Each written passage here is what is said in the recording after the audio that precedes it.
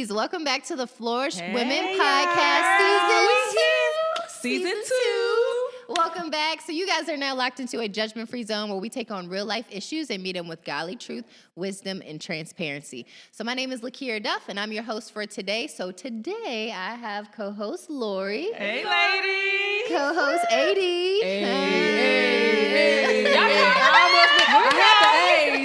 But I missed the other part. It's season 2. We ready. Yes, right. And we have co-host Ladies Heron. How are you today? That's going to be mine. Look. How is everybody feeling? I think everybody's feeling good today. I think we're on a roll. Yes, So, ladies, before we jump into our You Grow Girl segment, I just want to kind of give you all an overall theme for this month. So this month, we are doing mental health awareness episodes. So a lot of our episodes will deal with some type of mental health. And just a disclaimer, we are not, we have a professional. We do have a professional here. Some of us are not professionals. So we like to give the disclaimer that please go seek a professional therapist. This is just conversation, and we're speaking from our experiences. And, you know, Lori is a therapist, but, you know, as she gives out, as she gives out information, just remember, find a therapist that can meet your needs. She is a therapist, but she may not be your therapist. So just remember to seek professional help if you do feel like you need it. So, wanted to throw that out there. Now, let's get into our segment, our You Grow Girl segment. You grow girl. So, for those of you who are new, our You Grow Girl segment is where we just share a win, major or minor. Doesn't matter how big. We say it doesn't matter how fast you're moving as long as you are moving. So, who wants to take our You Grow Girl segment? I'll take it. I'm just playing. I'm sorry. Stop playing. You have to edit that. I'm sorry. I guess I'll take this one. Okay. All right. What you got for us today? This one is it's more serious. Okay. So I realized like I needed a lot of help in my business, and I finally hired somebody, but that was a big step for me because I used to struggle a lot with control and want to do everything myself, and I can do it, and you're the savior, and you're not. You're not the savior, honey. You need to hire somebody to help you. And so when I released my control, y'all, literally, like, she does her thing, but that was definitely a growth moment because 6 months ago, I would have said, no, I got it. Yeah. Stay up at 2 a.m. I got it. So, yeah, that was my You Grow Girl moment. All right. Snaps. You better grow, girl. You grow, girl. That's really big. That's really big. So, Lori, congratulations for relinquishing control. Yes. And letting other people do what they do. Yeah. You better do what you do. I got you. So, okay, let's jump straight into the topic. So today's topic is normalizing serving God and also going to therapy. So, That's good. You know, so let's just jump into the conversation. I want to throw out the first question, and I actually want to throw it to Lori. So, Lori, why would you, or what is a reason why you feel like people should go to therapy? Like, what are some of the benefits of therapy? Let's see. It's a lot, but I'll share one of the reasons I tell people to go. A lot of things we deal with, we don't even know we're dealing with, from generations, relationships, grief, divorce, all of these things that we're dealing with. And we feel like it's normal because some of us have been taught to carry these things on. But when you start, when things trigger you, or you're having conversations with friends or family, and things just trigger you, and you don't even know why your daddy coming up and you at church, or why a conversation with your mom coming up and you at the grocery store, like that, those are some reasons to say, you know what, something else is going on inside of me, and I need to seek professional help with that. We have symptoms, let's say anxiety. You might have, and I'll say the symptoms that people don't really understand. Over planning is a symptom of anxiety. Oh, like, good. I didn't know that. Showing up before time, which is good for some people, but it is anxiety driven, like control. And so we don't talk about the regular symptoms, or the unknown or the uncommon symptoms, but things like, we need to, because it's a control thing. And a lot of people have panic because of that. And so I would say if you see any of these symptoms or things are going on with you, like, this is the time to go get help, and also know, like, you don't have to carry on all of the things. The last thing I'll say, if anything is affecting your everyday activity, That's good. anything that's affecting, I mean, That's your daily good. living, like sleep, eat, like family time, if it's affecting and getting in the way, you need to seek a therapist. That is really good. I Thank never you for thought about sharing it. that. I just went to therapy. You're not my therapist, but I just went to therapy just from that statement alone. Do you ladies have anything that you want to add to that as maybe a reason you've As Jasmine would say, and That's that's on that. And that's on that. That's on that. that's really good. Yes. I did not put those together, and I wouldn't have thought of that. Most people think you go to therapy for maybe a really traumatic experience that's happened in your Right. life or something such as that. But like you said, it's just like it could be everyday things that you don't even realize that you're doing that could be a reason why you need to go. That was really good. Thank you. So when we look at like serving God, but then also going to therapy, I know that's been a touchy subject for some people. Have you ladies had the experience of maybe like, you know what, I think this is a situation that only God can fix? Or, you know, I feel like maybe this is something that only God can handle. Like, I don't want to go to a therapist, or maybe a therapist can't help me with this. Have you ever seen that or experienced that? Or what are your thoughts about situations that you feel like only God can change or handle? So I feel like, almost like Lori has just stated, I feel like, especially the Black community, we've been so conditioned to either sweep things under the rug or just not deal with them head on. So I know, like, for me growing up, you know, we didn't have to sweep things under the rug, but it was almost like, you know, pray about it. God can fix your situation. You know, just cast all your cares on him. You know, and they just start quoting all of these scriptures. And that's good. But if you don't know how to actually apply those scriptures and apply that to what, like, your situation, it ain't gonna work. Yeah. It ain't gonna work. So what was your question? You answered it. Yes. Come on, passion. Is it things that only God can handle? Like you said, just pray it away. Yeah. Lay it on the altar. So does that mean, oh, no therapist, because God can handle it? Yeah. I do think that at the end of the day, you still need a therapist, because God can fix situations, but a therapist can also help you to walk you through to fix those situations as well. Yeah. That's good. I agree. Lady Taryn, were you going to add something? I will say I guess the question was like, why do people kind of not want to do? Yeah, or like people feel like there's only situations that God can handle, do, so yeah. maybe we shouldn't go to a therapist. Right. I think some people feel like, you know, if I do go to a therapist, then I'm rejecting God, or I am, you know, they think that they're putting their faith more in a man, when it's like, this is not this is not what we're saying. You know, God has given people gifts in this. Say that. And let's acknowledge the gifts in the house. And so I think ultimately that's what it's about, and seeing it from that perspective, to know that you don't have everything that you need. And God calls us to connect with other people. Hello. You're sick, you go to where? Say that. The doctor. You know, you go to these different places for all these other things. Why not something for your mental health, to get your mind on track and thinking the way that you should be thinking, you know? So that's good. I feel like some people feel like they rejecting God. Like, well, you know, God's going to be mad at me for this, when God is probably trying to set it up so that you can get free and delivered, you know? And, you know, yes, there's a spiritual side to it, but there's the practical side, and we have to address that. And I think it's beautiful when you can bring both of those things together. And God, that's when God does his best work. That kind of drops on my next question. That was my next question, pretty much. Like, do you feel like God and a therapist and therapy can work hand in hand? Like, what does that look like? Or have you guys experienced that? What are your thoughts? Honey, look, that's my saying. God+Therapy equals healing. I also say that God can do all things, including paying for your therapy session. Because some people look at it like it's money and I can't get a therapist. He can do all things, including paying for your therapy session.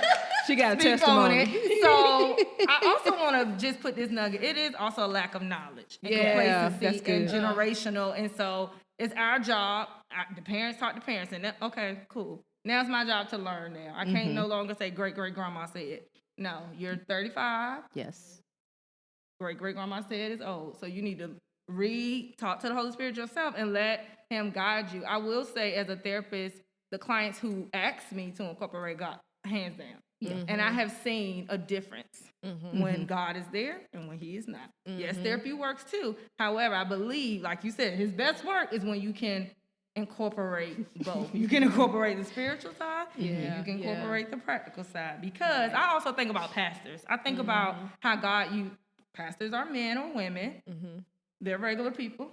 So we're not going to go to church and listen to the pastor because he's a man and not God. Like, we got to think about these things. You're not going to go to the grocery store. Oh, you're not God. Don't ring me up. We got to really think about these things. So it's like, because it's mental health and it talks about demons and stuff in the Bible. And yes, you have an inner critic and demonic spirits, but you also know that you have that inner child voice in you that's traumatized that you need help with. So God plus therapy is your healing. Amen. That is really good. That's I think that's really good because one thing I think about is that we're called to do life together. Like, that's always my thing. Like, people are supposed to be connected to other people. And like you said, Lady Taryn, like God gives people gifts. And so, why would he give people the gifts to help other people in these ways if he doesn't want them to go to them? And, he wants us to share our stories and share our testimonies, because that's how we reach other people, and people feel connected to us by our stories, because they're like, oh my gosh, I can relate to you. You know what I'm saying? So if you find a therapist, and I can't personally speak on this because I've never had a therapist before, but I think if I were to go to one, I would want to find somebody who could relate to me. You know what I'm saying? Absolutely. And why I would want them to relate to me is because they will understand what I'm going through. And I think that's how one of the ways that God can use people, and why therapy can work with God, because, he's going to connect you with someone who can understand you, someone who gets you. You know what I'm saying? So, I want to add something to that. This is just a biblical perspective of it. The prophet Elijah. I'm not going to dive into the whole passage. You can go and Google it and find it. But just saying, like, God works through people. He told him, go here. There is a lady prepared to feed you. Wow. And so what if he would have been like, God, I'm going to just sit here under this tree. And because, there was a miracle that happened where he sent the ravens to feed him. Yeah. But this time around, he wanted to use a person. And he told her, go to this woman's house, and she has a house or room for you to stay in. So it's like, we can't miss out on the blessing in, God leading us to get therapy when we need it, So I just wanted to throw that nugget out there for you all. That's really good. No, that's really good. So what is therapy really, and like, what is it not? Because I feel like some people think, okay, I don't have to go to a therapist. I'm gonna do this on my own and I'll be fine. What is therapy and what is it not? Let me speak on the what is not. Okay. Because for a long time, I struggle with, I need to go to therapy. I don't need to go to therapy. I'm good. I'm not good. That type of thing. Therapy is not calling your girlfriend and venting to her over the phone, and she's giving you advice on your particular situation and how you can maneuver through it or how you can get better. If you want to talk to your girlfriend, that's fine and things. That's not therapy. Okay. That's a good point. That's not a professional helping you through this particular situation. That's all I got. Amen. Okay. I'll speak on what therapy is. So try to give it a little short. So we deal with different things. We deal with chemical imbalances. And so when you go to therapy, you are talking to a professional who is licensed, who's been to school, who actually know what they're doing, who had to have therapy themselves, who had to get 3,000 hours to serve you specifically. That's good. They had to learn different treatment modalities, solution focused, cognitive, which is basically those negative automatic thoughts that come up, how to make sure we are reframing those thoughts so we can walk in our calling. And then we're offering a safe and nurturing environment where it's non-judgmental. There's no judgment here. If someone is judging you, you need to leave. There is no judgment. It's a no judgment zone. And so a lot of my clients will say, you're a real person. I just feel so safe with you. I am bringing out of you what's already in you, but I'm also helping you walk through this journey with yourself because you can't see yourself. You're a different person. You got a mask on, and you're masked with the trauma and the issues and the life transitions. So I'm helping you peel those layers back on your dime and on your time. I'm not peeling and stripping you away when you get there. No, I'm walking with you, honey. You only want to take your lash off today? That's it. We only taking that one little lash off. And that's it. We are revealing you one step at a time. So for anybody who's struggling, just know that this is not your homegirl. This is not your auntie. Yes. And we do not give advice. That's another myth. I don't give you advice. I give you interventions, and I help you walk yourself through it. We don't give you advice. I can't say, well, Lord, what should I do? Well, let's look at it.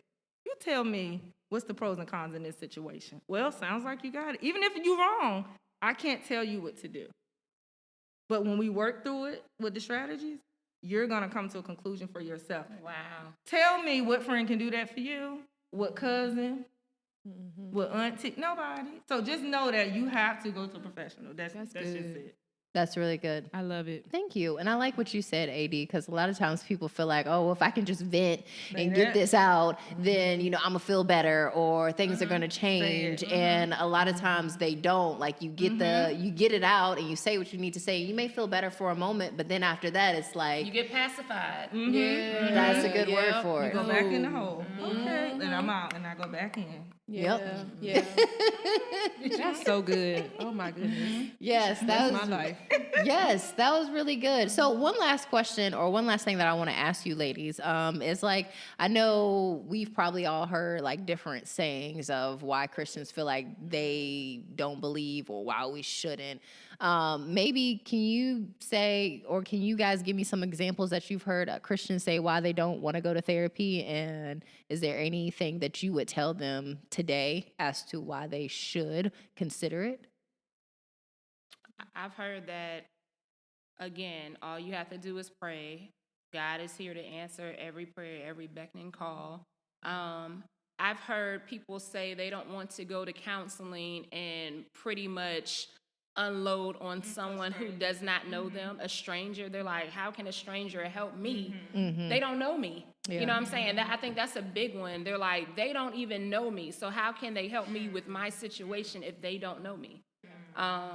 I think it's also just like you said, it's a stigma that comes with it, or people think it has to be so traumatic. Like, I'm not crazy, or I'm not this way, or something like that. Or they compare themselves to some of the more extreme cases and think, well, I don't need it. That's for them type of people. Yeah. But I love what Lori said about the symptoms and just those things that interrupt your daily activities and taking a closer look. I'm like, okay. And so, Laura, you can help us out with this, but even with just the process, because some people think, okay, I'm going to be in therapy for a long time. And so the timeline for that, I think sometimes people get trapped in thinking that this is going to be an ongoing thing, And so, I don't know if you had. I'm trying to do the little acronym thing. So I created an acronym, CREATE, so I can take you from A to B, and know that it is a graduation date. Now, if you're in therapy for 2-3 years, that's a problem for the same thing, though. Now, stuff happened. Let's say you're in therapy, but then you have death, you have transition. Yes, you're going to come back for that. So CREATE, the C stands for consultation. You're going to have a consultation with your therapist to make sure you're a good fit. Everybody's not a good fit for you. I might call, you said bipolar? I don't treat bipolar. We're not a good fit, but I can send you somewhere else. The R is the reveal, which is your intake. During your intake session, there's a whole bunch of questions just trying to get to know you. Like you said, we're strangers. I need to get to know you and why you're here. Then you have the A, I acknowledge. I acknowledge everything you're going through, and then we take action, which is your treatment plan. Let's take action, but your treatment plan should not be you by yourself. It's me and you talking about, you might have 5 goals, sweetie. We're going to work on 1 goal every 30 days. So that's that action.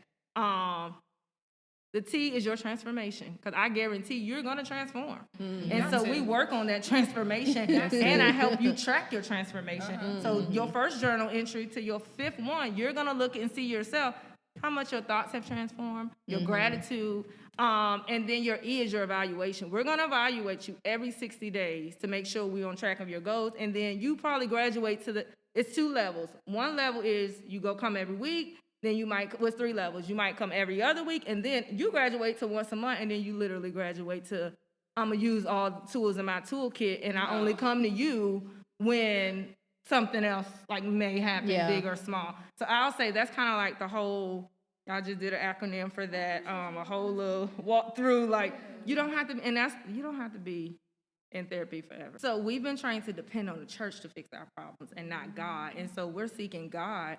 He will show you the therapist or who. I know my therapist, he sent me right to her. So that's what I just wanted to say. I think sometimes it's that we depend on the church for so much. We depend on the church for so much. And so that's why we're African-American community. We just fall and fail when it comes to seeking professional help because we feel like the church is supposed to be everything.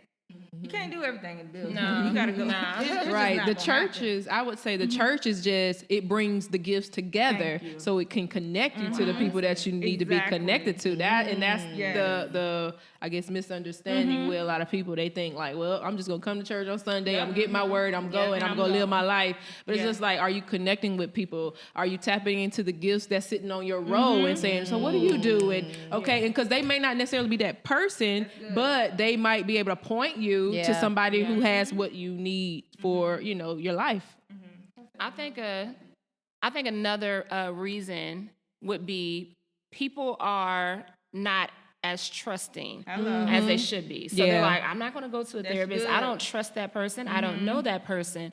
And then it could be a reason of them having to basically expose themselves. They have to really be an open book. You know what I'm saying? And people are not ready to humble themselves and say, look, this is me. This is all of me. What can you help me do? Or what can, you know what I'm saying? They're not ready for all of that. And one advice I will give, therapy is for everybody, but it's not for you if you're not ready. And so I will say, don't waste your money if you're not, just to look at somebody. If you're not ready, if you're not ready to be honest, if you're not ready to, like you said, uncover, don't do it. I will put another nugget in here. I don't think we also realize that anxiety, depression, bipolar is genetic.